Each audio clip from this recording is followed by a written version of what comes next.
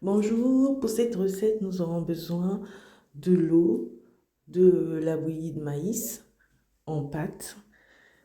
Voilà, elle est très simple, rapide. Donc, vous versez de l'eau dans un récipient avec la pâte de la bouillie de maïs. Ensuite, vous remuez cela jusqu'à obtenir un liquide. Entre-temps, vous mettez de l'eau à bouillir. Vous laissez jusqu'à ébullition, donc 3 à 4 minutes. Après avoir obtenu votre liquide, vous versez dans de l'eau bouillante et vous remuez avec une cuillère.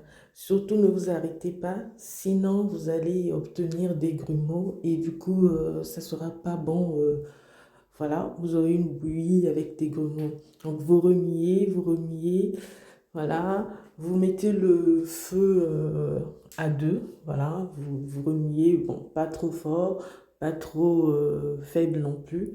Vous remuez, vous prenez le juste milieu, vous remuez, ne vous arrêtez pas, ne vous fatiguez pas. C'est très simple, très rapide, voilà, vous remuez. Vous allez voir que ça va commencer à tenir, avoir, à devenir consistant. Ne vous arrêtez surtout pas.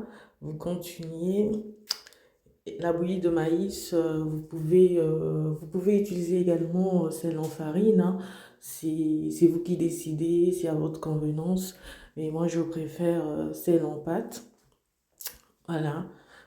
Vous remuez, ne vous arrêtez surtout pas. C'est vrai que c'est chaud, mais vous allez voir, c'est hyper bon.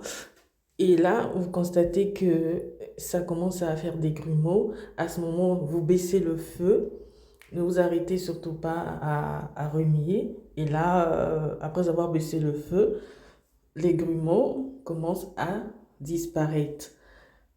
Très rapide, en moins de 5 minutes, vous avez votre bouillie pour le petit-déj, pour le dîner également, pour ceux qui aiment prendre quelque chose de chaud, hein, à défaut du thé le soir pendant l'hiver par exemple, pourquoi pas, ou encore, ben voilà, pendant la période de saison sèche. Et elle est prête, sans grumeaux. Vous arrêtez le feu. Quand vous arrêtez le feu, continuez à remuer. Ensuite, vous pouvez mettre du sucre. Vous sucrez, vous n'allez pas quand même saler la bouillie. Après, voilà, il se peut, mais voilà, c'est sucré. Donc, vous le sucrez. Pour les quantités, c'est vraiment à vous de voir. Mais pour l'eau, la quantité d'eau que vous mettez à bouillir, 3 minutes avant de verser le liquide, c'est la même quantité d'eau que vous allez prendre pour remuer votre pâte de bouillie. Voilà, vous arrêtez le feu, vous continuez vraiment à remuer pour éviter des grumeaux. Et là, c'est top, tout est ok, le sucre, vous rajoutez du sucre, vous le remuez et tout est bon à la dégustation. Vous pouvez l'accompagner, cette bouillie, avec des beignets africains. Chez vous, je sais pas comment on l'appelle, plouf plouf, je sais pas, bofloto, je sais pas. Et là, ben, vous la mettez dans une tasse, elle est prête. Bonne dégustation à vous et à la prochaine pour des nouvelles vidéos et des nouvelles recettes simples, efficaces, rapides.